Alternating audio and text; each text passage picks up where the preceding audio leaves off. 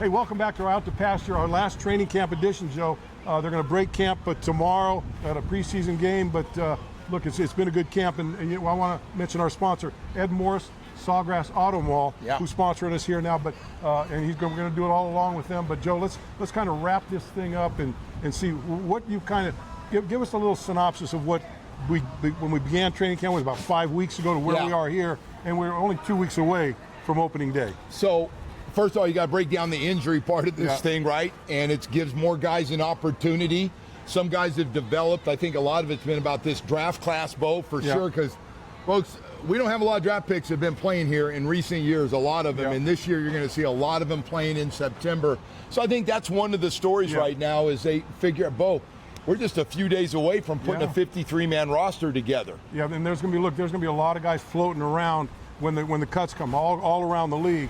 And Joe, we've talked about this before. You got to believe that maybe there's going to be a couple guys, look, especially in that secondary, they're going to be wandering in here and seeing what they can do. Because I know Mike McDaniel was talking about it early. Oh no, the techniques are good. Yeah, they're in the places they need to be. But I think everybody when it looks at it knows, especially in the cornerback positions, there needs to be something there. But as a whole, so I've been kind of talking about this. I think Mike has kind of run this training camp a little different. Yeah. I'm trying to toughen the guys up in a Mike McDaniel's type way. Now, look, they're not the Detroit Lions. They're never going to be the Detroit Lions when it comes to physicality and the way they play. They don't have their talent But I think we're moving a little bit forward. You got the big offensive line now. You got the big three in the middle of the draft choices that really played well. And so I think the physical nature at the line of scrimmage is going to be all right. See what happens elsewhere. So, it's funny, Bo. If this team can stay healthy, I don't know how much depth they have, but I feel good about the frontline guys. Yeah. I think you agree with that. The front part of this roster is really, really good. They got a lot of guys, play a lot of football. Yeah. But there's a lot of guys sitting out right now, and we hope that they're all going to be ready for that opener against the Colts. By the way, real quickly in the cornerback position, Jack Jones today is starting and playing. Of course, Storm Ducks also had a great camp. It's going to be interesting. You brought it up, and just to go a little further on it is we're going to find out. This coaching staff has really been in support of this cornerback group. Said, I understand they don't have a big resume of work so far, but we really like them. They do the right things. We're going to find out when the cuts come down and a few days after the cuts, when you start making trades and you're picking up other players. Yeah, Joe, it's it's kind of been I think for me, going into training camp, I was like, a little so-so on this team. But the more I saw, I'm not saying I'm over the wall. I'm not saying they're going to go to the playoffs. I'm not saying they're going to go to the Super Bowl. But I think I feel a little better about this team right now than I did walking in. But I really would like to see some of these guys like Waller, Tyreek, and these guys that need to play a little more. Austin Jackson, those guys. By the way, three key guys. Hopefully they're ready on week one. I don't need them to be ready, for the preseason game. But boy, they've got to be there. They've got to be there on opening day. Hey, one guy making a move late in camp, everybody's talking about, and we always get like this, especially in our young guys. Ollie Gordon is making a big move. And when those coaches meet and decide who's going to play and get snaps in that opener, boy, they're going to be talking a lot about Ollie Gordon. Physical running again today, gets chances. And here's a guy taking advantage of all of his opportunities and really impressing people. So, Joe, we know when training camp ends. You've been to training camp. You're out here. You spend half the time here, and maybe they go home and late at night, and the wives have the guys around, especially for that trip last week. Right.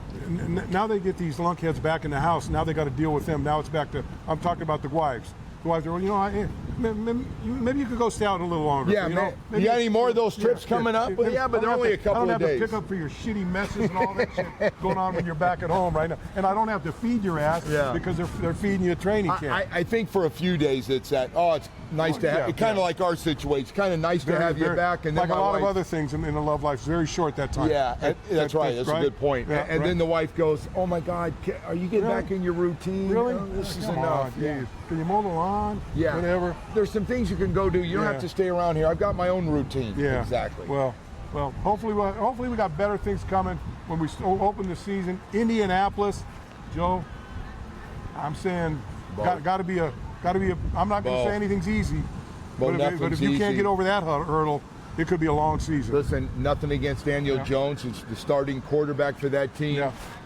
X-Man now, Xavier Howard's going to be a cornerback on that team, and good for him. But That's going listen, to be strange. Bo, you got to win that game. Yeah. I mean, that when you look at games, you have to win. Yeah. You got some tough games in there with some of the best quarterbacks. Yeah. But you got to win game one on the road against the Colts. You talk about the best quarterbacks, you got to talk about the best car dealers, right?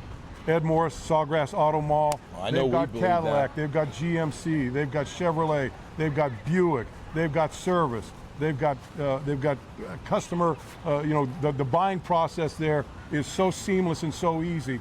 Go see our guys out there, and boy, I tell you, good service. If you want to get a good car, good people, and know that you got a good deal, where else? Hey, real quickly, can we just talk about our own experience, and so we don't sound like this is secondhand? No. I got a Buick right now, and I've got a 2025 Tahoe. Bo, I know you got yourself a new Cadillac as well. Got me a new Cadillac Lyric. Electric automobile. Never thought you'd go electric on me. No. I thought it was so old school I wouldn't go electric. I was thinking I was going to go backwards and get me like a 1957 Chevrolet or something like that. But no. I'm going future. I'm going electric, and we'll see how it goes. But so far, so good. Hey, I just tell everybody out there, you're looking new or used, you just can't go wrong when you start talking about Chris and the family, Teddy. Those guys just do a great job. Teddy, the Marlboro man, riding around on a motorcycle, the Marlboro man. Yeah. I think occasionally you can catch him in an Escalade. I think no doubt about that. Been seen All right, that. that's going to do it for now. We'll catch you guys next time.